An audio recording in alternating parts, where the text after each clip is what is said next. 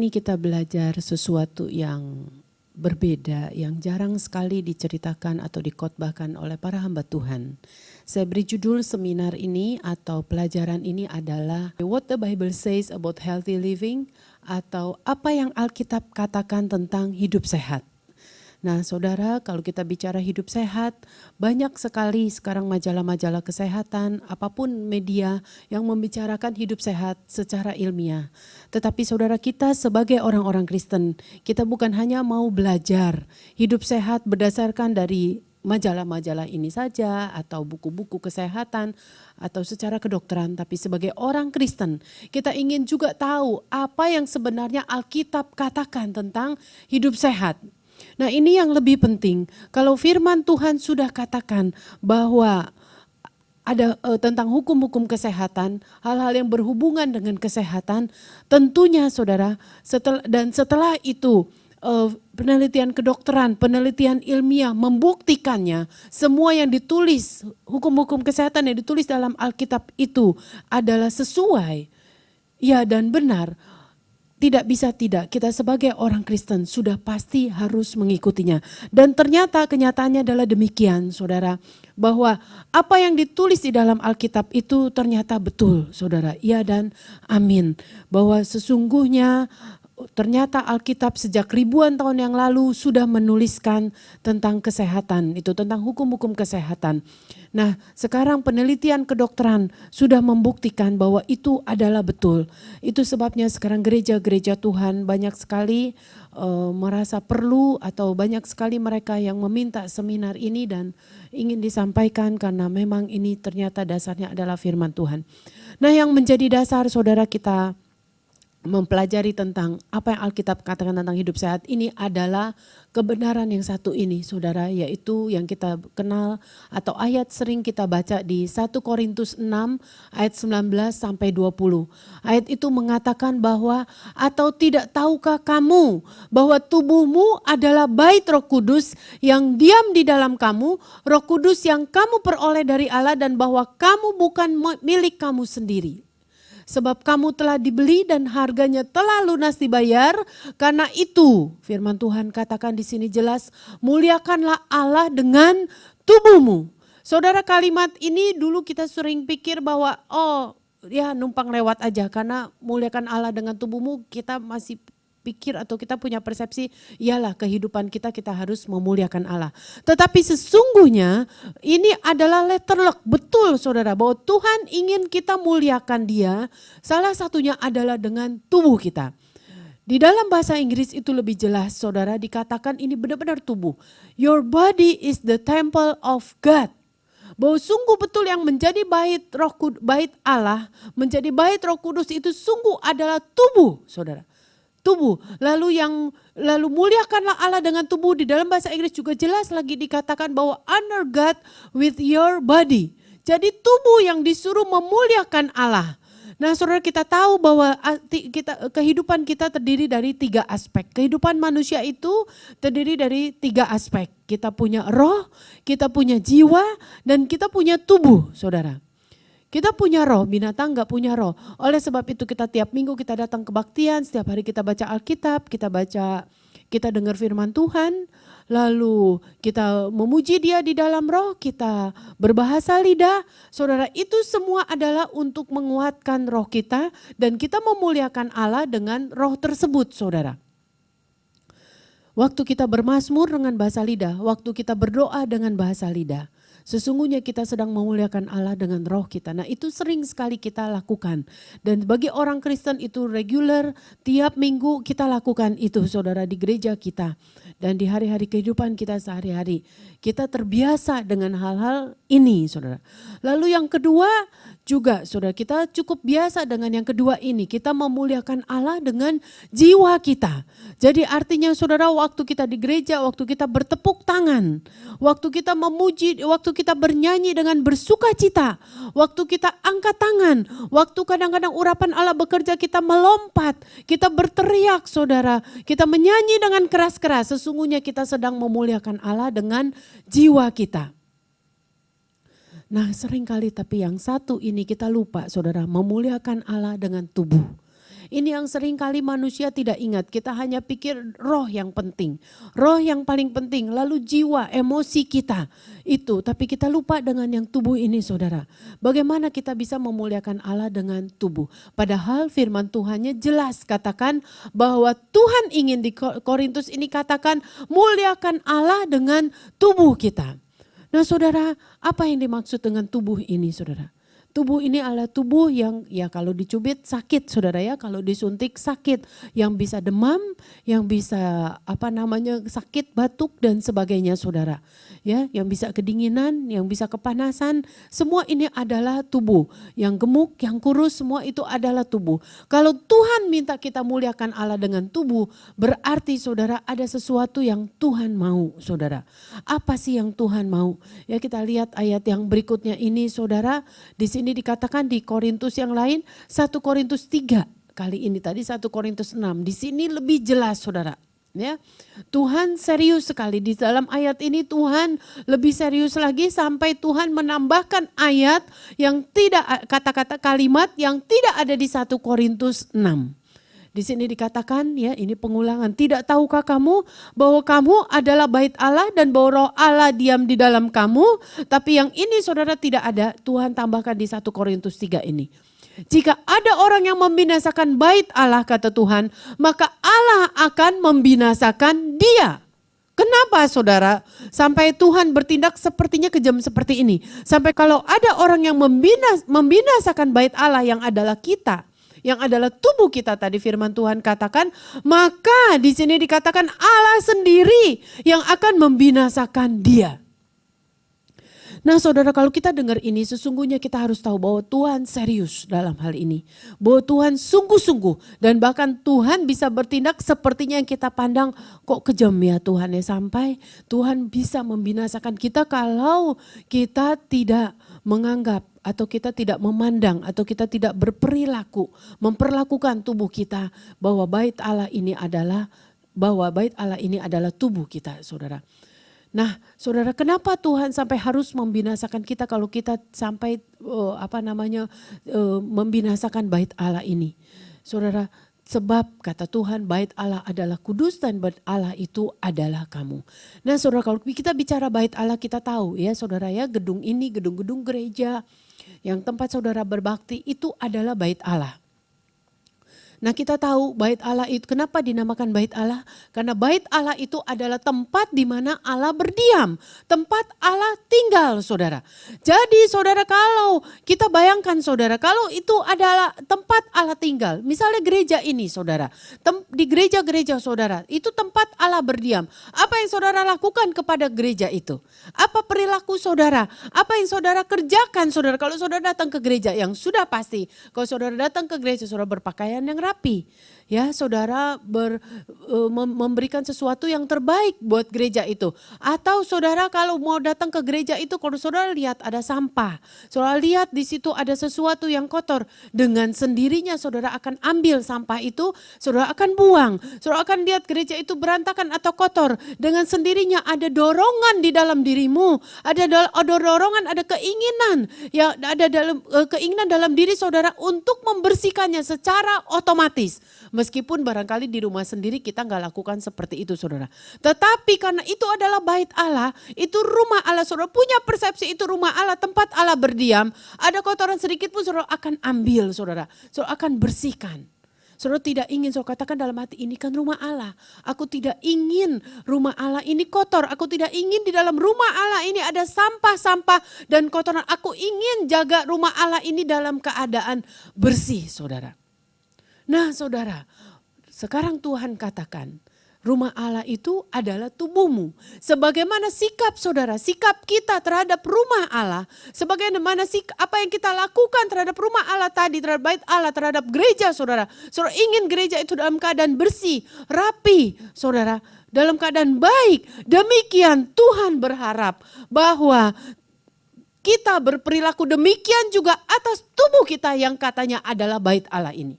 Jadi artinya apa saudara? Kita tidak akan biarkan ada sampah-sampah, ada kotoran, ada apapun masuk di dalam tubuh kita. masuk ke dalam tubuh kita.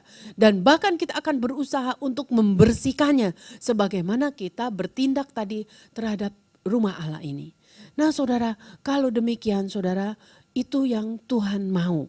Dan kalau kita tidak lakukan itu saudara, ada ayat di sini yang katakan jika ada orang yang membinasakan bait Allah, bukan merawat tapi membinasakan bait Allah, artinya apa saudara? Membinasakan tubuh ini dengan segala macam saudara, segala macam perilaku kita yang bisa merusak kehidupan ini, dengan merokokkah, dengan minum alkoholkah, dengan makan makanan yang tidak baikkah yang bisa merusak bait Allah ini, yang bisa merusak tubuh kita ini, yang bisa merusak kesehatan kita ini. Tuhan berkata bahwa Allah juga akan membinasakan dia, karena di pemandangan Tuhan bahwa bait Allah itu adalah kamu, tubuhmu. Dan bait Allah itu kudus saudara. Nah saudara, kalau begitu saudara, kita harus serius dalam hal ini. Sekarang kita harus perhatikan, berarti segala sesuatu yang masuk ke dalam tubuh kita, apapun yang akan berpengaruh dengan tubuh kita, kita harus bertindak hati-hati, sebab kata Tuhan, kalau engkau bertindak itu untuk membinasakan sampai akhirnya hasilnya membinasakan tubuh ini, Allah akan membinasakan kita. Nah saudara, memang kenyataannya betul saudara. Ternyata banyak hal-hal, banyak makanan, banyak perilaku kehidupan kita, banyak obat-obatan kimia saudara, alkohol, rokok dan sebagainya, dan obat-obatan sekalipun yang kita konsumsi saudara, ternyata diam-diam itu bisa membinasakan bait Allah ini, membinasakan tubuh ini saudara. Sampai betul akhirnya berlaku apa yang Tuhan katakan, bahwa Allah sendiri bisa membinasakan kita. Nah saudara, banyak yang berkata, mana saya kemarin habis makan alkohol, saya habis mabuk-mabukan, saya habis merokok satu bungkus, tapi kok saya nggak apa-apa. Mana Allah akan binasakan saya? Kok enggak gitu? Saudara, betul saudara, itu tidak langsung memang. Ya saudara, tapi satu hari kita akan melihat bahwa betul saudara, kita bisa berteriak seperti Kain berteriak satu hari saudara. Ketika Allah berkata kepada Kain, engkau harus berkuasa atasnya. Waktu Kain pada waktu itu tidak bisa mengendalikan diri dia. Dia ingin membunuh Habil karena iri hatinya saudara. Tuhan sudah berkata kepada, ingat dosa sudah mengintip di depan pintu. Memang tidak langsung, segala sesuatu itu tidak langsung saudara. Sering ada peringatan-peringatan Tuhan dulu. Persis seperti kepada Kain, waktu itu Tuhan peringatkan. Saudara, dahulu ingat dosa sudah mengintip di depan pintu, engkau harus berkuasa atasnya. Tetapi Kain tidak pernah mau melakukan itu. Dia bertindak semena-mena terhadap apa yang Tuhan sudah firmankan, terhadap firman Tuhan. Akhirnya apa yang terjadi saudara? Dia tetap tidak mau menguasai dirinya. Dia tetap tidak mau dengar apa yang Tuhan peringatkan, apa yang kata firman Tuhan. Dia tetap bunuh si Habil. Saudara, apa yang terjadi? Nah ini ayat yang patut kita ingat sehubungan dengan ayat ini. Setelah dia akhirnya memutuskan dirinya sendiri, dia gak mau dengar suara Tuhan, peringatan Tuhan. Dia tetap bunuh si Habil. Apa yang terjadi saudara? Kain berteriak, Tuhan, hukuman yang engkau berikan kepadaku ternyata melebihi dari yang mampu aku tanggung saudara. Itu yang ucapan Kain. Saudara, jangan sampai kita berkata seperti Kain juga berkata pada waktu itu, bahwa setelah kita merusak bait Allah, tubuh kita ini dengan makanan, dengan minuman, dengan rokok, dengan cara hidup yang tidak baik saudara. Terutama makanan, karena memang makanan yang paling sering kita makan setiap hari saudara, yang paling banyak berhubungan dengan tubuh kita. Saudara, jangan sampai akhirnya kalau kita makan dan makan terus, lalu kita tidak memperhatikan, kita tidak menghormati bait Allah, kita tidak makan makanan yang bersih, makanan-makanan yang sehat yang berguna untuk merawat bait Allah ini. Akhirnya satu hari kita bisa berteriak seperti Kain berteriak saudara. Karena mulai terjadi kebinasaan di dalam tubuh kita. Akhirnya kita berteriak waktu kita menjadi sakit, makin lama makin parah. Dan seterusnya kita berteriak seperti dia berteriak bahwa Tuhan, hukuman yang aku harus tanggung akibat dari perilakuku semua ini, akibat dari keputusanku semua ini, ternyata melebihi dari yang mampu aku tanggung. Yaitu waktu kita ada di ranjang rumah sakit, saudara bisa. Waktu kita sakit keras, waktu dokter berkata ya sudah, tidak ada harapan lagi. Atau kita merasa bahwa makin hari sakit kita makin bertambah saudara. Akhirnya betul saudara, berlaku firman Tuhan ini. Sepertinya saudara bahwa akhirnya Tuhan membinasakan dia. Artinya apa saudara? Tuhan sendiri juga sudah tidak bisa berbuat apa-apa lagi. Tuhan tidak bisa mencegah lagi. Seperti halnya kepada Kain. Tuhan tidak bisa lagi mencegah Kain. saudara, waktu itu untuk tidak membunuh Habil. Jadi saudara, akhirnya Tuhan bisa lepas tangan. Akhirnya Tuhan bisa membiarkan, terserah. Itu keputusanmu. Kalau engkau ingin terus-terus memperlakukan tubuhmu seperti ini, aku juga akan membiarkan. Dan karena ada ayat firman Tuhan mengatakan, apa yang engkau tabur, engkau akan tuai. Kalau engkau menabur kebinasaan dengan dagingmu, engkau menabur dengan dagingmu, engkau akan menuai kebinasaan pula dengan dagingmu. Artinya apa saudara? Sepertinya memang Tuhan membiarkan dan akhirnya memang Tuhan meluaskan. Nah akhirnya terjadi kebinasaan atas tubuh kita karena kita sendiri yang memutuskannya demikian. Nah saudara, kalau begitu dengan demikian, kita harus ingat ayat ini baik-baik. Bahwa kembali selalu saudara, ini yang menjadi dasar kita kemanapun. Apapun kita mau pilih makanan, kita mau masukkan sesuatu ke dalam tubuh kita. Ingat-ingat bahwa tubuh ini adalah bait Allah. Saudara, sekali lagi, taburan itu tidak selalu sesuai dengan tuaian. Dan kalau kita menabur, tidak selalu langsung kita menuai. Selalu butuh waktu. Kita menabur biji pepaya, kita tunggu berapa bulan kemudian baru tumbuh pohon pepaya itu saudara. Dan saudara, yang kita tabur seringkali biji pepaya itu hanya beberapa butir saudara. Tetapi yang tumbuh begitu banyak pepaya. Saudara, seringkali saudara, dan bahkan hampir pasti bahwa tuaian itu selalu jauh lebih besar daripada apa yang kita tabur. Saudara, dan butuh waktu. Saudara jangan bilang bahwa hari ini kita makan, kok gak apa-apa. Saya hari ini kemarin habis makan udang gede-gede, habis makan babi berlemak banyak-banyak. Tetapi kok saya nggak apa-apa dengan tubuh saya. Kembali saudara, taburan itu membutuhkan waktu untuk menuai. Satu hari nanti saudara, waktu berapa tahun kemudian kita baru kaget waktu kita check up. Kita lihat pembuluh darah kita kok semuanya berlemak saudara. Jantung kita berlemak, pembuluh darah kita katanya sudah menyempit, kolesterol kita tinggi saudara. Padahal waktu kita makan belum terjadi begitu. Sama saudara seperti bangunan ini. Tidak seperti bangunan gereja atau satu bangunan di dalam rumah. Tidak langsung bangunan itu terjadi saudara. Butuh waktu, butuh fondasi dulu, butuh semen, butuh batu bata, butuh diuruk dulu, butuh pilar-pilar. Saudara sampai bangun atap dan seterusnya dicat dan sebagainya saudara. Sampai berapa tahun kemudian atau berapa bulan kemudian baru terbangunlah satu bangunan rumah itu. Seperti halnya juga dengan tubuh kita, bangunan penyakit di dalam tubuh kita. Memang selalu habis kita makan sesuatu yang tidak enak, tidak langsung saudara sakit. Tetapi sebenarnya itu seperti kita membangun dasar satu bangunan. Lalu temboknya, lalu atapnya dan seterusnya sampai finishing. Sampai satu hari saudara akan terjadi satu bangunan, satu penyakit berapa tahun kemudian saudara. Hasil tuaian dari yang kita tabur barangkali berbulan-bulan sebelumnya atau bertahun-tahun sebelumnya saudara. Pasti saudara, apa yang kita tabur pasti akan dituai. Itu kata firman Tuhan. Dan ingat satu kebenaran ini lagi saudara. Tuaian itu selalu tidak sesuai dengan taburan. Ya, kita nabur biji pepaya cuma beberapa butir, kita lihat terjadi pohon pepaya yang begitu banyak buah pepayanya saudara. Nah, seperti itu juga di dalam Amsal kalau nggak salah atau di dalam Mazmur dikatakan menabur angin tapi menuai puting beliung atau menuai badai. Naburnya saudara cuman angin, tapi yang kita tuai adalah puting beliung atau badai saudara.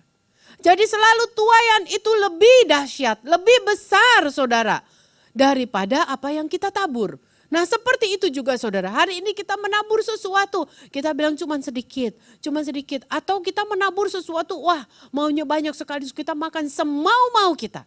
Satu hari kita akan menuai persis atau lebih, bukan persis bahkan saudara, lebih dahsyat dari yang kita tabur saudara. Ya, jadi banyak orang sekarang hari-hari makannya cuma sepotong lemak saudara. Tapi itu dilarang Tuhan dimakan saudara. Nah akibatnya terjadi sesuatu saudara. Akhirnya bukan lemak sepotong itu yang dia makan untuk memenuhi perutnya aja. Tapi seluruh tubuh dia saudara itu terbakar, terendap lemak saudara. Ya, jadi saudara kita perhatikan ini taburan tidak sesuai dengan apa yang kita tuai. Akhirnya satu hari akan berlaku ayat ini, kalau kita binasakan tubuh ini, Allah sendiri juga akan membinasakan kita. Kita lihat slide yang berikut. Jadi kalau begitu saudara, ada beberapa hal supaya kita bisa hidup sehat ya. Sehubungan dengan itu ada guidance, ada tuntunan saudara. Kita lihat yang pertama langsung aja saudara.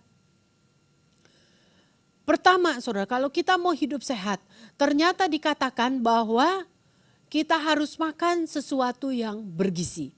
Eat for nourishment. Makanlah sesuatu makanan yang bergizi. Alasannya tadi sudah tepat saudara, bahwa tubuh kita adalah bait Roh Kudus. Jadi we need to keep them clean. Kita semua harus saudara perlu untuk menjaga tubuh ini menjadi bersih. Ya, kembali karena tadi tubuh ini adalah bait Allah. Di sini dikatakan we wouldn't go to the church and smear it with oil and grease kan saudara ya. Kita nggak akan pergi kan ke gereja lalu kita oles-olesin gereja itu, tubuh bait Allah itu, bangunan bait Allah itu dengan minyak dan oli ya saudara. Grease itu minyak yang udah kental, yang hitam sekali saudara, seperti oli itu saudara. Pasti saudara ya. Nah itu juga yang Tuhan mau tadi saya katakan terhadap tubuh kita. Kita nggak akan masukkan ke tubuh kita minyak saudara yang sudah mengental. Ya saudara tahu sekarang minyak goreng digoreng berulang-ulang oleh si abang saudara. Oleh tukang gorengan, oleh restoran saudara. Yang sudah menjadi hitam, menjadi kental seperti grease ini saudara. Seperti oli ini kita masih masukin juga ke tubuh kita. Itu tidak pernah diperbolehkan saudara. Karena tubuh ini adalah bait Allah. Dan kita tahu memang ternyata grease ini, minyak yang sudah mengental itu ternyata benar saudara. Itu sudah menjadi minyak yang bukan lagi minyak yang menyehatkan. Yang tadinya bahan bakunya sayuran. Tapi minyak yang sudah berkali-kali digoreng, yang sudah menjadi mengental dan menjadi hitam itu telah berubah menjadi minyak yang kita kenal sekarang dengan nama trans fat. Ya saudara, minyak yang lemak yang sudah menjadi trans. Kita kenal istilah transformasi. Yang berubah, yang trans adalah form ya. Formnya berubah, trans. Demikian juga saudara, minyak-minyak itu bisa berubah menjadi trans. Dan para ahli gizi dan para dokter sudah membuktikan bahwa minyak yang trans ini, lemak yang trans ini, atau dalam bahasa Inggrisnya trans fat ini, itulah yang membuat pembuluh darah manusia itu menyempit. Yang kita kenal sekarang akibatnya sebagai stroke saudara. Ya kalau lemak itu terus-menerus nempel di dinding pembuluh darah saudara yang sudah mengental, yang seperti grease ini terus nempel di dinding pembuluh darah. Makin lama umur kita makin tua, pembuluh darah kita makin keras, lama-lama rapuh. Endapan-endapan minyak kental tadi saudara yang sudah bertahun-tahun ada di dinding pembuluh darah itu, bersama dengan waktu saudara tiba-tiba itu bisa lepas saudara. Menjadi satu bekuan yang beredar-edar di sekeliling pembuluh darah saudara. Satu hari saudara, kalau pembuluh emboli tadi, namanya emboli ya saudara ya. Bekuan tadi saudara, kalau terus-menerus beredar-edar di pembuluh darah kita.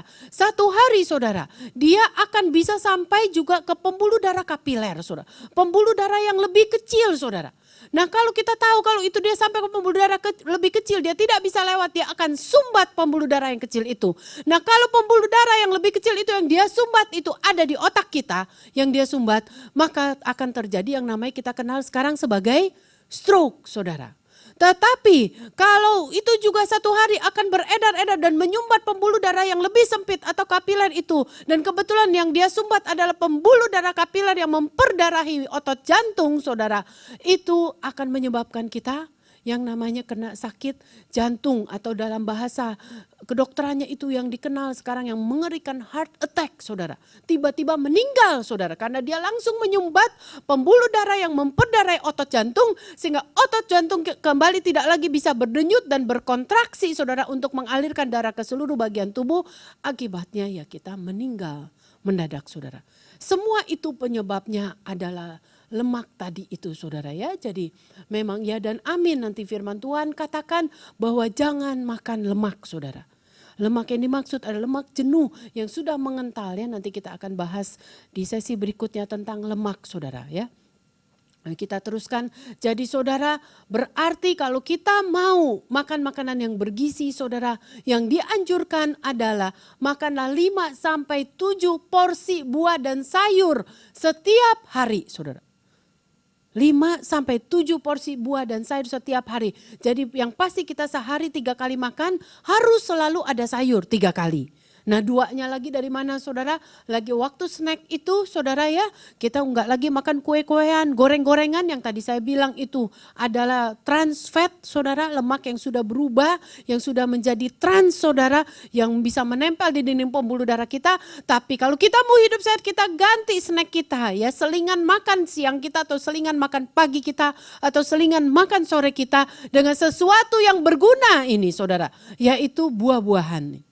Jadilah kalau kita makan itu bisa saudara sehari 5-7 porsi sayuran itu kita penuhi. Ini yang menulis ini saudara adalah seorang ahli kanker ya. Makanya dia juga anjurkan makan seperti ini untuk pasien-pasien pasien-pasien kanker atau orang-orang yang mau terhindar dari kanker. Saudara, 5-7 sediaan buah dan sayur setiap hari saudara, itu membuat orang terhindar dari berbagai penyakit, bahkan penyakit yang paling ditakuti sekarang, penyakit kanker. Saudara, yang menulis ini adalah seorang dokter, seorang onkologis, ahli kanker saudara, yang mendirikan satu rumah sakit saudara di yang namanya Oasis of Hope Hospital, itu ada di Los Angeles saudara. Ini rumah sakit kanker saudara. Jadi banyak sekali pasien kanker stadium terminal, stadium akhir, di mana rumah sakit lain semua sudah nyerah, sudah memulangkan dia ke rumah untuk menunggu kematian. Tetapi banyak yang akhirnya tertarik untuk datang ke rumah sakit ini saudara. Dan kenyataannya memang banyak sekali disembuhkan saudara. Paling tidak umur mereka diperpanjang. Kenapa saudara? Apa yang menjadi rahasia? Belum lama itu dimasukkan profil rumah sakit ini saudara. Dokter yang menulis ini yang dari rumah sakit ini saudara, Oasis of Hospital ini, di satu majalah Karisma saudara. Dikasih lihat saudara di situ profil dari rumah sakit ini, betul saudara. Ini rumah sakit kanker ini. Jadi di lobi rumah sakit itu setiap orang yang masuk yang langsung kelihatan adalah saudara, betul. Dari itu penuh sekali dengan buah dan sayur.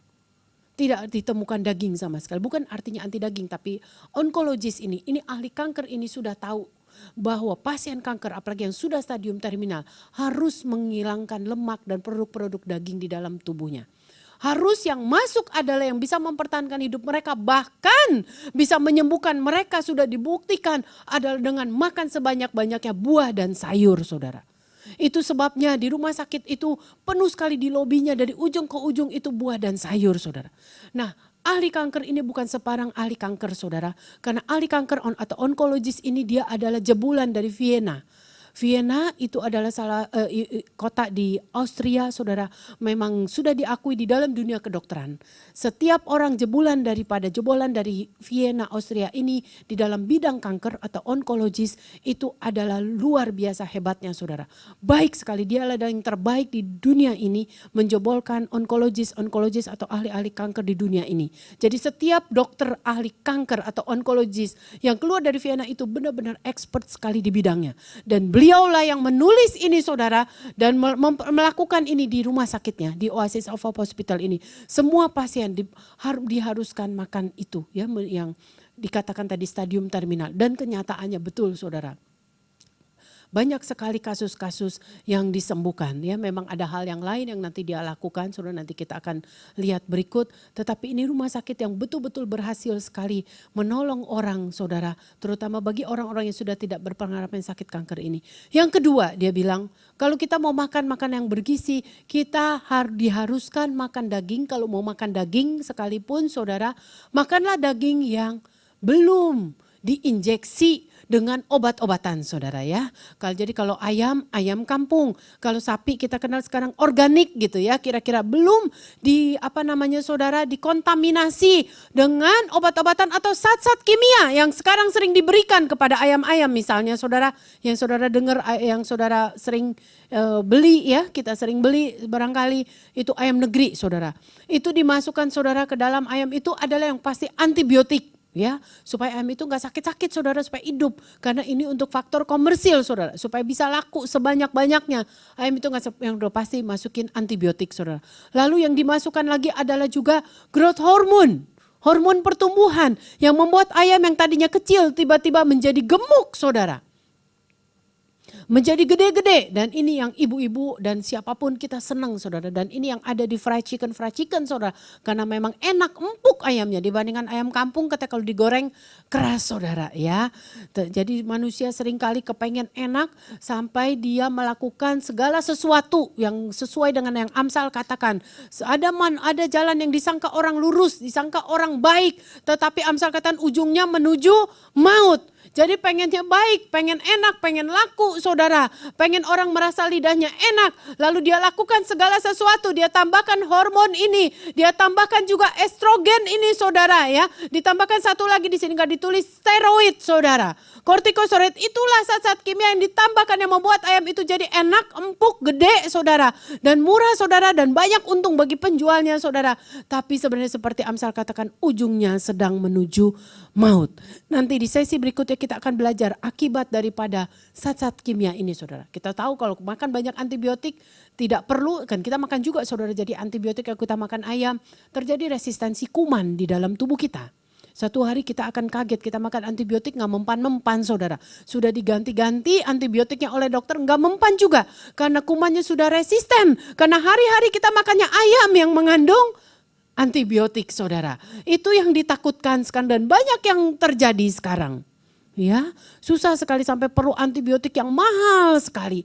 Baru orang derivat yang udah kesekian saudara. Jadi akibatnya harganya mahal sekali dan juga efek sampingnya banyak. Baru orang itu sembuh. Lalu hormon pertumbuhan juga gitu. Jadi anak sekarang pada gede-gede kan sekarang saudara. Karena pada makan hormon pertumbuhan yang dipakai untuk menumbuhkan si ayam tadi atau si binatang tadi. Demikian juga estrogen saudara. Itu juga untuk menggemukkan saudara. Padahal kita tahu estrogen ini pada diri seorang wanita. Apalagi sudah lanjut umur. Estrogen ini tidak boleh terlalu tinggi saudara. Karena inilah yang memicu terjadinya kanker payudara. Ada hubungan yang erat estrogen dengan kanker payudara. Nah saudara, ditambah lagi estrogen ini Tuhan rancang saudara yang menyebabkan yang dapat memicu kanker payudara ini. Tuhan rancang ekskresinya saudara, pembuangannya hanya melalui BAB kita. Buang air besar kita melalui usus saudara. Padahal orang-orang yang kurang makan sayur seperti ini kurang banyak, hanya makan daging ya, meat eater senangnya daging saudara, dia pasti akan susah ke belakang saudara. Susah BAB. Nah kalau dia susah BAB, susah buang air besar karena kurang makan sayur, makan daging terus, berarti estrogen ini tidak akan diekskresi saudara. Tidak akan dikeluarkan dari tubuh. Dia ada terus di dalam usus kita saudara karena tidak dikeluarkan, tidak dibuang, tidak buang air besar. Barangkali dia 3 hari sekali buang air besar saudara. Akibatnya apa saudara? Estrogen tidak dibuang, dia akan diserap kembali oleh usus, lalu dia akan didaur ulang saudara, di-recycle saudara. Estrogen itu. Akibatnya apa yang terjadi saudara kalau itu didaur ulang, itu di-recycle. Akibatnya kadar estrogen di dalam tubuh seorang perempuan itu selalu tinggi. Nah inilah yang menyebabkan sakit kanker dan kanker payudara. Makanya sekarang banyak yang meneliti ada hubungan kegemukan. Karena orang yang gak bisa BAB dengan lancar tentunya lemak juga akan ditimbun, tidak akan dikeluarkan saudara. Lalu juga ada hubungan saudara kanker payudara dengan orang yang susah buang air besar saudara. Jarang makan sayur, makannya daging terus saudara, yang akhir tubuhnya menjadi gemuk saudara. Susah buang air besar dan kanker payudara saudara. Coba kalau kita lihat pasti hubungannya. Orang-orang yang kena kanker kalau ditanya pasti dia sulit sekali buang air besar dan akibatnya dia menjadi gemuk saudara. Karena memang dia tidak suka sayur dan makan daging terus. Daging itu kita tahu banyak sekali lemaknya. Nanti di slide berikut kita akan lihat komposisi makanan itu. Iya, jadi saudara hati-hati makan daging yang bukan kampung, yang sudah disuntik, karena ini hubungannya nanti dengan kanker dan sakit jantung juga saudara. Yang kedua saudara, kalau kita mau sehat, kita dianjurkan untuk bisa berolahraga saudara, secara teratur. Dikatakan di sini saudara, 4 jam aja seminggu kita berolahraga. Ternyata saudara kanker pada seorang wanita itu diturunkan sudah sebanyak 66%. 66% kanker turun insidensnya oleh karena orang itu bisa berolahraga seminggu 4 jam aja. Berarti sehari enggak sampai 1 jam saudara. Kenapa saudara? Dan bukan kanker aja ya, maaf saudara, bukan kanker aja tetapi diabetes, artritis, penyakit rematik, penyakit jantung juga ternyata insidensnya dikurangi kalau orang itu mau berolahraga seminggu 4 jam aja saudara. Ya, kenapa saudara? Secara singkat aja saya jelaskan, kita mungkin gak terlalu panjang lebar dulu sekarang di sini, nanti ada slide-nya. Dengan berolahraga saudara, lemak-lemak itu dihancurkan. Kita tahu lemak itu tempat penyimpan toksin nanti. So, dengan berolahraga saudara, keringat akan dikeluarkan, sampah-sampah yang mengandung racun dikeluarkan, sampah-sampah penyebab kanker juga akan dikeluarkan. Lalu dengan berolahraga kadar oksigen di dalam tubuh kita juga tinggi. Saudara tahu kanker paling takut dengan oksigen yang tinggi, dengan kadar oksigen yang tinggi. Tetapi kanker paling senang dengan suasana oksigen yang rendah. Kembali saudara, ini mendukung yang pertama saudara. Makanya dikatakan makanlah 5-7 sediaan sayur dan buah setiap hari saudara. Karena sayur dan buah itulah yang banyak sekali mengandung oksigen. Terutama sayuran yang berwarna hijau karena mengandung klorofil. Kita tahu klorofil itu mengikat oksigen. Jadi kalau kita makan sayur banyak saudara, makan apalagi yang hijau saudara, berarti kadar oksigen kita juga akan tinggi saudara. Itu sebabnya sakit kanker tidak pernah berani sel-sel kanker ya. Termasuk olahraga juga akan menyebabkan oksigen tinggi di dalam tubuh kita. Ya, yang ketiga, kalau kita mau hidup sehat saudara, ini yang penting. Bahkan ini dikatakan terpenting ya. Nanti ini ada sesinya tersendiri di kaset yang berbeda saudara ya. Tetapi saya ungkapkan aja dulu. Prinsipnya dasarnya adalah penelitian kedokteran sudah membuktikan bahwa 5 menit aja kita marah itu sudah menekan sistem pertahanan tubuh kita selama 6 jam. Saudara, 5 menit aja kita marah, sistem pertahanan tubuh kita ternyata depres. Tidak bisa bekerja, lumpuh selama 6 jam saudara. Padahal saudara, kesehatan kita adalah terutama ditentukan oleh sistem pertahanan tubuh kita. Di sekeliling kita orang batuk, orang flu, kita bisa gak kena flu, gak kena batuk. Karena apa saudara? Karena sistem pertahanan tubuh kita kuat. Kita kehujanan, kita kepanasan dan sebagainya, kita kurang tidur. Kenapa kita kok gak sakit? Kita makan agak kurang tapi kita masih bisa bertahan. Karena di dalam tubuh kita ada sistem pertahanan tubuh. Dia yang berperan saudara. Supaya kita gak sakit. Dan ternyata di dalam dunia kanker, sakit kanker juga demikian saudara. Seseorang yang daya tahan tubuhnya kuat, sel-sel kanker tidak akan pernah bisa mampu bermetastasis saudara. Tidak akan pernah mampu merajalela, bermultiplikasi dan menyebar kemana-mana saudara. Kalau daya tahan tubuh kuat, daya tahan tubuh seseorang itulah yang akan memblokir, akan membuat sel-sel kanker itu tidak terbentuk atau tidak bermetastasis saudara. Nah, kalau kita marah katanya sistem pertahanan tubuh kita ini kena pengaruh. Dia akan dilumpuhkan selama 6 jam saudara. Hanya dalam 5 menit aja kita marah. Nah, susahnya orang Kristen kalau marah saudara seringkali lebih dari 5 menit. Makanya ada ayat yang berkata saudara, bahkan bisa berhari-hari, maka ada ayat yang berkata jikalau engkau marah kata Tuhan janganlah matahari terbenam sampai padam amarahmu. Tuhan tahu itu bahaya, makanya ada ayat seperti itu. Jadi saudara, langkah ketiga supaya kita bisa hidup sehat. Milikilah saudara positive attitude. Milikilah sikap hati, pikiran yang positif saudara. Ya jangan yang negatif, kita marah melulu lalu kita menjadi dendam, lalu kita menjadi pahit hati saudara.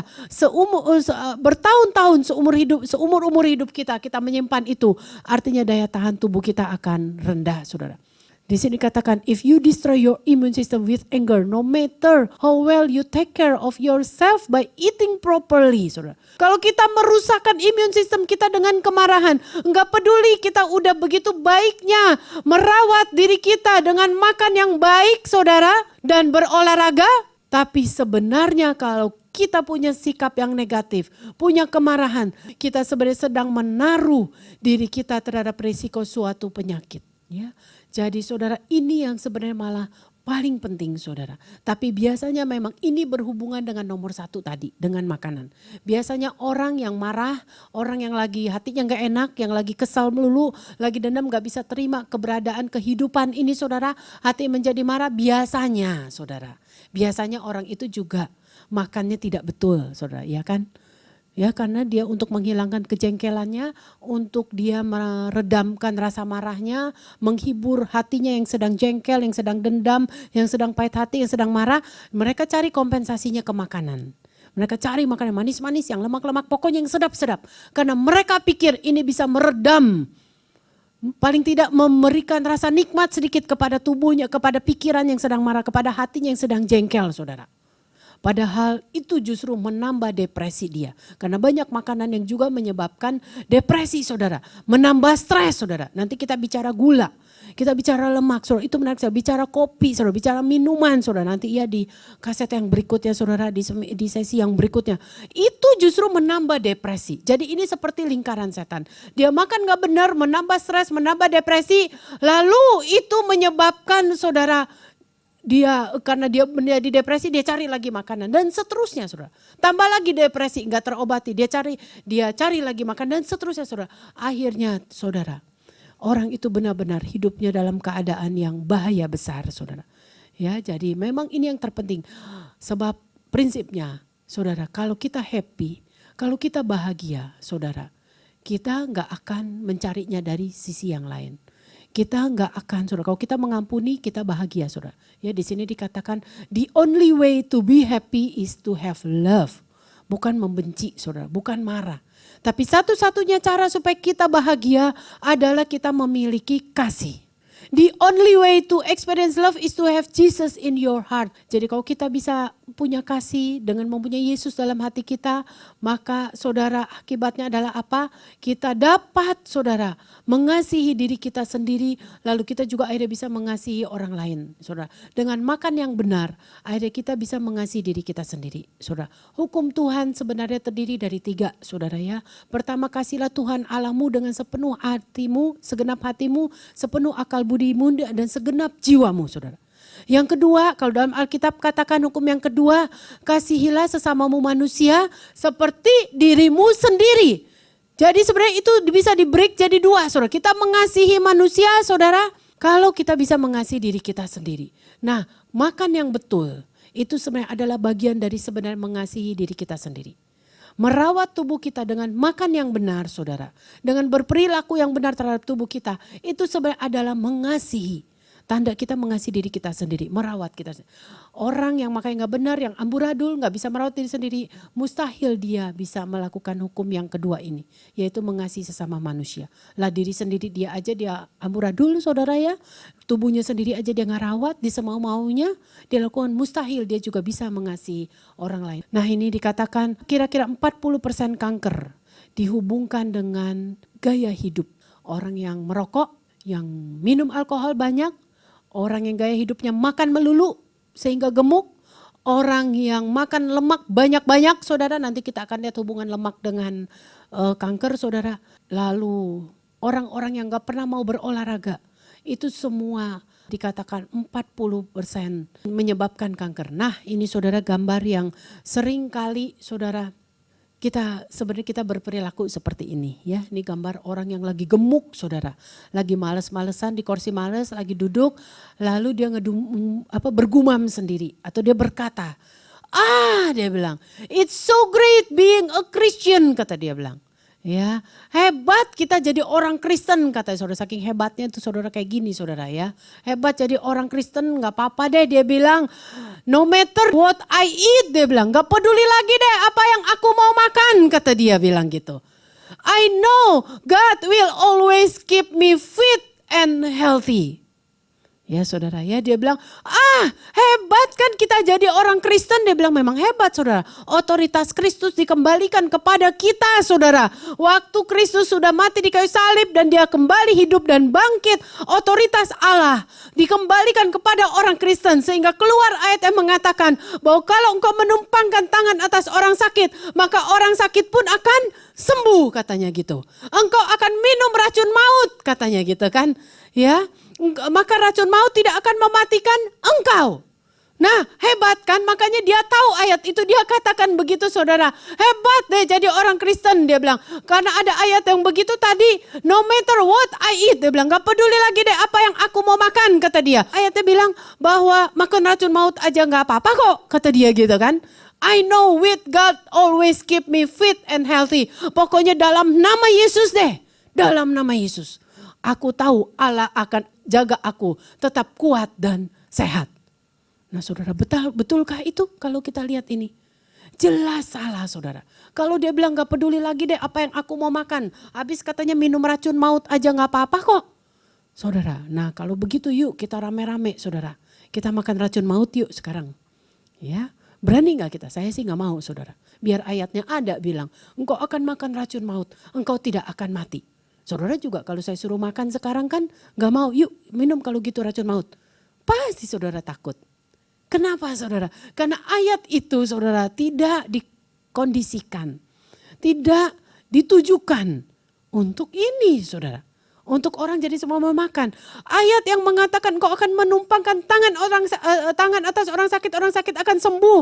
Engkau akan minum racun maut sekalipun racun maut tidak akan mematikan engkau. Itu konteksnya adalah bukan untuk orang yang mau makan dan minum seenak-enaknya saudara. Tapi itu konteksnya ayat itu ditujukan adalah bagi orang yang sedang dalam pengutusan saudara. Ke satu daerah, iya kan ayat itu adalah ayat pengutusan saudara. Di Markus terakhir dikatakan itu sebelum Yesus naik ke surga kan saudara.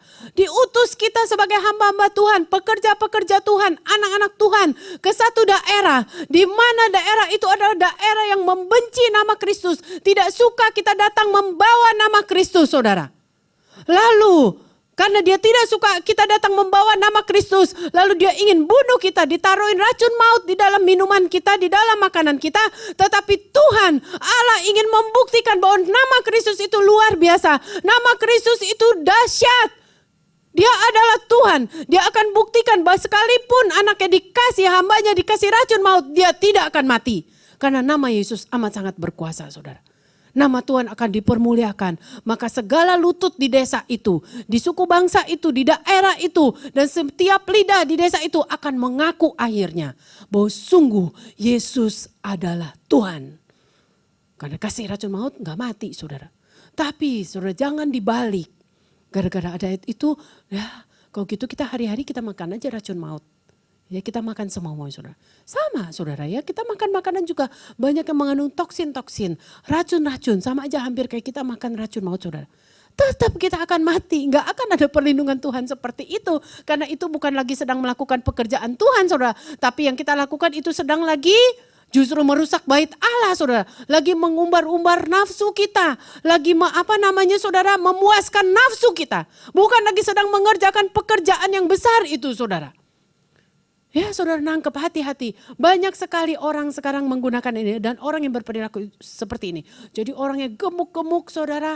Orangnya saudara gede-gede. Saudara berlemak saudara ya. Karena mereka pikir gak lagi mereka makan. Mereka tahu hati nurani. Roh Kudus dalam hati nurani bilang jangan. Ini makanan bisa jadi maut buat engkau. Kolesterolmu sudah tinggi. Gulamu sudah manis. Sudah diabetes gitu kan. Sudah hipertensi. Tapi dia bilang enggak. Pokoknya dalam nama Yesus aku akan sembuh. Aku enggak akan apa-apa. Padahal dia enggak ingat ada ayat bilang yang engkau tabur, engkau akan tuai tadi. Kalau engkau membinasakan bait Allah, Allah juga akan membinasakan engkau. Nah sekarang saudara sayangnya banyak hamba-hamba Tuhan. Maaf saudara saya harus bicarakan ini.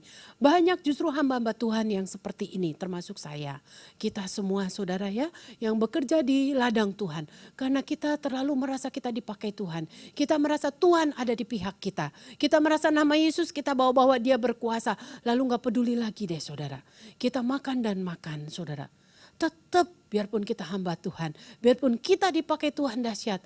Apa yang ditabur akan dituai. Mati juga kita saudara. Ya banyak sekali kesaksian hamba-hamba Tuhan yang meninggal sebelum waktunya saudara. Banyak sekali saudara. Hanya karena keputusan dia. Jangan salahkan Tuhan. Jangan bilang bahwa itu udah kehendak Tuhan. Memang umur segitu. Saudara Mark Fiedler pernah ditanya. Memangnya kalau orang makan gak bener gitu ya. Semau-maunya seperti ini. Memangnya katanya gak bisa masuk surga. Gitu ya. Masuk neraka. Mark Fiedler mengarang buku Dialog dengan Tuhan ini berkata, ya barangkali sih masuk surga. Tapi saudara akan masuk surga kecepatan katanya. Artinya apa saudara? Belum waktunya. Belum waktunya, kita belum menyelesaikan garis akhir. Kalau kita sebagai hamba Tuhan tadi, kita belum menyelesaikan garis akhir seperti kata Paulus. Belum mencapai sasaran. Tapi hidup kita sudah berakhir. Ayub berkata di dalam Ayub 5 ayat 26, kalau aku mau masuk ke liang kubur, kata Ayub, aku berharap bahwa aku masuk dengan umur yang tinggi. Di dalam bahasa Indonesia dikatakan umur yang tinggi. Tetapi di dalam bahasa Inggris lebih jelas saudara dikatakan dengan umur yang penuh, dengan full age. Di dalam terjemahan lain di NIV lebih jelas lagi juga ditambahkan dikatakan dengan full figure. Dengan semangat yang penuh, saudara. Jadi dengan umur yang penuh dan dengan masih semangat yang penuh. Artinya apa, saudara? Kalau bisa kita masuk kubur, umur kita pas. Memang udah waktunya. Sudah mencapai garis akhir, mencapai sasaran. Dan dengan semangat yang penuh, saudara. Artinya nggak sakit-sakitan. Saudara, nggak dalam keadaan, apalagi nyusahin orang, saudara. Karena kita sakit, kita nyusahin anak, nyusahin mantu, nyusahin tetangga, nyusahin semua kaum kerabat, saudara. Itu harapan Ayub. Kalau dia masuk kubur, dia masuk dengan umur yang penuh dan dengan masih semangat, saudara. Berarti tidak perlu seperti itu. Itu yang terjadi atas ibunya Billy Graham, saudara. Dia seorang pendoa syafaat bagi Billy Graham. Sudah tua, saudara. Sudah tua sekali. Tetapi saudara, dia sehat. Dia kuat, saudara. Sampai akhir hidup waktu dia mau masuk ke liang kubur, benar dia tahu waktunya mau dipanggil Tuhan. Dia tahu padahal dalam keadaan bugar masih, saudara. Dia masih sedang mendoakan Billy Graham yang jauh ada di negara lain. Saudara, dia sedang berdoa dan berdoa, tapi tiba-tiba Roh Kudus berkata, kamu sudah selesai.